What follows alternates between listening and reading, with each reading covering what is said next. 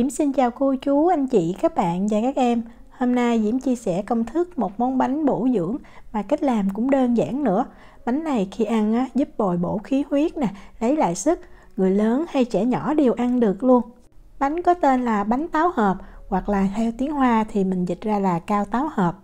Cách làm như thế nào thì bây giờ mình cùng vào bếp làm món bánh này với Diễm nha.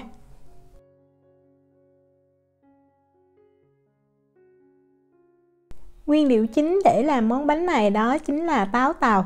Ở đây Diễm có 250g. Công thức này mình có thể dùng táo đỏ hay là táo đen đều được. Táo đen thì mình thường thấy có loại tròn và dài. Loại tròn thì gọi là táo đen, trong khi loại dài gọi là táo nam. Diễm dùng ở đây là táo nam nè, và táo nam tốt hơn nhiều so với táo đen. Có vị thuốc bắc và chuyên dùng để sắc thuốc. Mình cho 250g táo này vào trong cái nồi.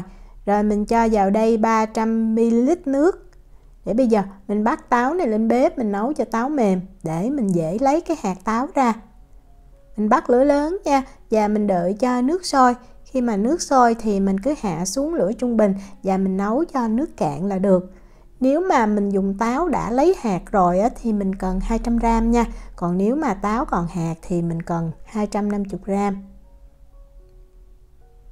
Đó, Diễm nấu khoảng chừng 8 phút là Diễm thấy nước cạn như vậy. Thỉnh thoảng mình cũng tới mình đảo nhẹ nha, tránh cho nó bị dính ở bên dưới đó. Rồi mình nhắc khỏi bếp. Lúc này còn nóng lắm nên là mình lấy hạt ra hơi khó. Vì vậy mình để đây, mình đợi cho táo nguội chút nha. Trong thời gian này thì mình đi chuẩn bị cái hạt. Hạt để dùng cho bánh này thì mình dùng hạt óc chó 150g. Theo tiếng Trung Hoa xưa thì hạt óc chó còn có tên gọi là bách niên hảo hợp. Vì vậy mình mới có cái tên gọi bánh này là bánh táo hộp nha. Mình cho hạt óc chó vào trong cái chảo, rồi bây giờ mình rang cho óc chó nó thơm và nó giòn chút. Mình cũng có thể cho vào là nướng mình hơi cũng được ha.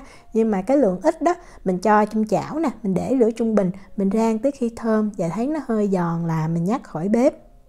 Hạt óc chó là một trong những loại hạt có hàm lượng dinh dưỡng rất là cao. Đó, mình thấy hạt óc chó rang đạt rồi thì mình nhắc khỏi bếp, mình đảo thêm tí xíu rồi mình để ở đây nha. Mình quay trở lại với lại táo. Lúc này đã nguội rồi thì Diễm mới lấy hạt ra. Thì như Diễm nói đó, nếu mà nhanh và tiện thì mình dùng táo đã lấy hạt rồi. Nhưng mà táo còn hạt như vậy thì nó bổ dưỡng hơn. Sau khi lấy hạt xong rồi, Diễm cân lại còn đúng là 200g luôn.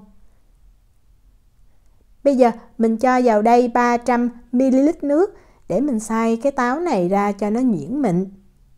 Diễm thấy mình cho vào có xay sinh tố, xay nó không có bị văng ra ngoài nha. Còn dùng cái cầm tay như Diễm rất là dễ bị văng tại nước á. Đó, mình xay nhuyễn như vậy là được. Lúc này mình thấy cái màu nó chưa có đậm đâu, nhưng mà khi mà mình sên thì bắt đầu nó sẽ chuyển sang cái màu nâu đen. Nếu mà mình dùng táo đỏ đó thì mình cũng làm y như vậy ha. Táo đỏ thì dễ tìm hơn là táo đen. Để tạo vị ngọt và dẻo cho bánh này thì mình cần mạch nha 150g. Mạch nha thì Diễm dùng hiệu này. Mạch nha khi mà gặp khí hậu mát hoặc lạnh thì nó đông lại rất là cứng, và khi mà mình múc thì khó lắm. Cái này là nó còn dẻo nè, nếu mà mình dùng còn 1/3 hũ thôi thì nó cứng đặc lại. Để dễ dàng mình cứ cho vào trong lò vi sóng, mình hâm cho nóng lại thì mình lấy ra rất là dễ nha. Mình chuẩn bị sẵn mạch nha ở đây. Và thêm một nguyên liệu nữa đó chính là bột năng. Còn nếu mà không có bột năng mình cũng có thể thay bằng tinh bột bắp hoặc là tinh bột khoai tây cũng được. Mình cần 30g. Rồi mình cho vào 40ml nước để mình khuấy cái hỗn hợp bột năng này ra cho nó đều. Mình khuấy bột mình để sẵn ở đây nha, để lúc xào mình sẽ cho vào liền.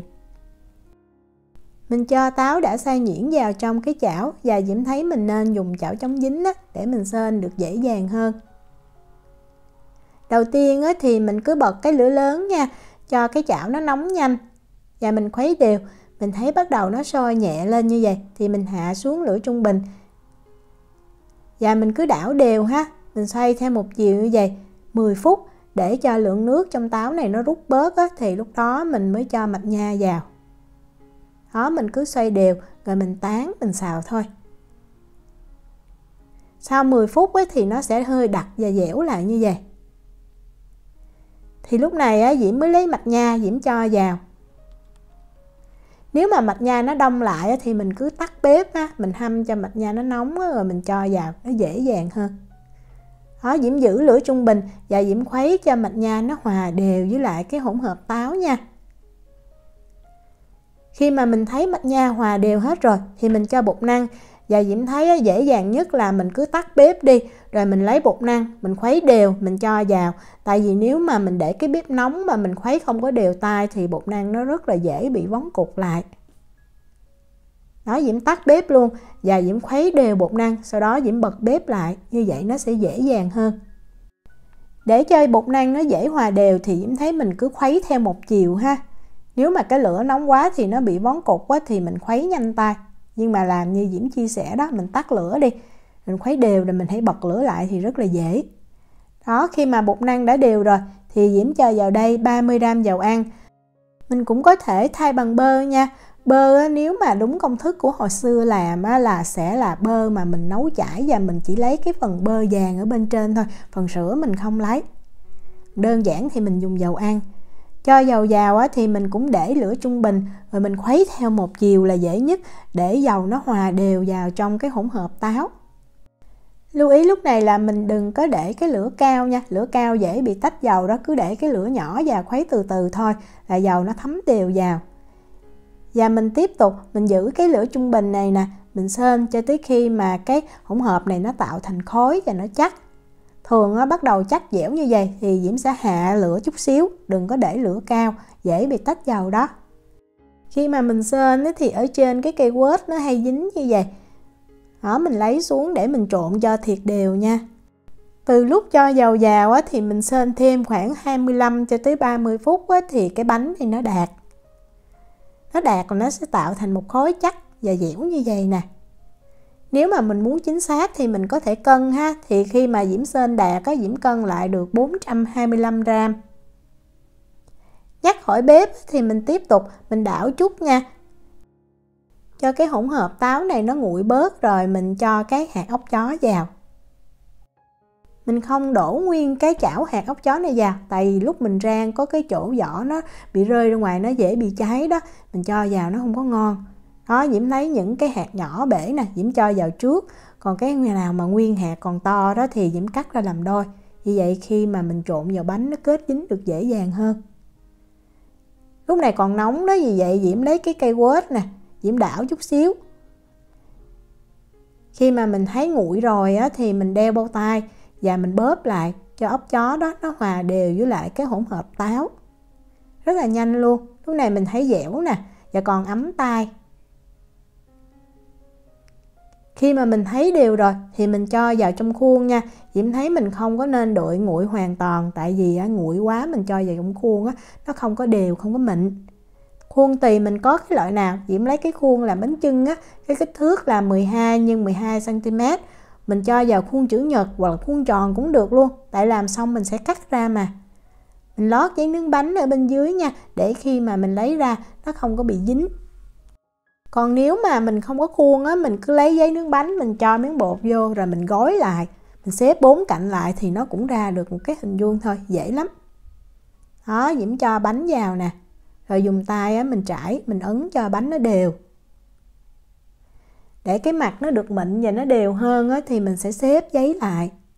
Sẵn mình che luôn, tại vì mình không có cắt bánh bây giờ ha. Mình tạo hình xong mình đợi cho bánh nó nguội hoàn toàn, hoặc để qua đêm cũng được, rồi mình cắt, lúc đó nó không có bị dính da và cũng dễ dàng nữa. Đó, Diễm ấn lại tí xíu nè, cho nó đều và cái mặt nó được phẳng.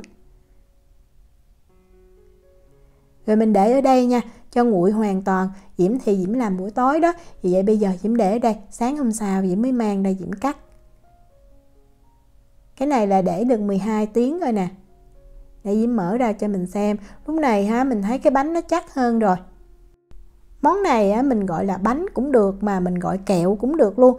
Tại vì bây giờ mình chia cái này ra thành những cái phần nhỏ. Với kích thước là 12 x 12 cm thì đầu tiên Diễm sẽ chia nó ra làm 4 phần bằng nhau. Rồi sau đó mỗi cái phần nhỏ đó mình chia ra làm 5 phần nhỏ nữa thì mình được tổng cộng là 20 cái nha. Sau khi chia xong á, thì mình mang, nếu mà mình có cái giấy gói kẹo hoặc là cái giấy gói mà ăn được á, mình gói lại.